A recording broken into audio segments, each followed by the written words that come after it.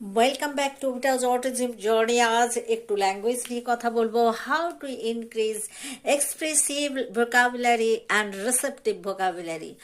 আমি প্রথমেই বলি যে আমাদেরকে হচ্ছে নেমিং ওয়ার্ডস বা লেভেলিং ওয়ার্ডস এগুলো হচ্ছে প্রথম দিকে হচ্ছে শেখাতে হবে। সেটা কি না, আমরা fruits name, vegetables name, house hold যত সমস্ত আইটেমস রয়েছে সেগুলোর নাম শেখাবো। সিজনাল যত বাড়িতে, ধরুন আপনার বাড়িতে যা ফ্রুটস আসছে, ভেজিটেবলস আছে, সেগুলো প্রথমে বাচ্চাকে শর্টিং করতে দিচ্ছেন, তারপর হচ্ছে সেগুলোর নাম শেখাচ্ছেন। হাউস হোল্ড ধরুন যে সমস্ত আইটেমস রয়েছে, আপনি ধরুন বাচ্চাকে নিয়ে ডাইনিং টেবিলে যখন খেতে বসছেন, বলবেন আপনি যে গ্লাসটা সিঙ্কে রেখেছো তো, বা আমাকে এক গ্লাস জল দাও তো, আমাকে হচ্ছে ফিল্টার থেকে জল দাও তো। তো এইভাবেই হচ্ছে নেমিং হচ্ছে ওয়ার্ডস যেগুলো, সেগুলো আমরা শেখাবো।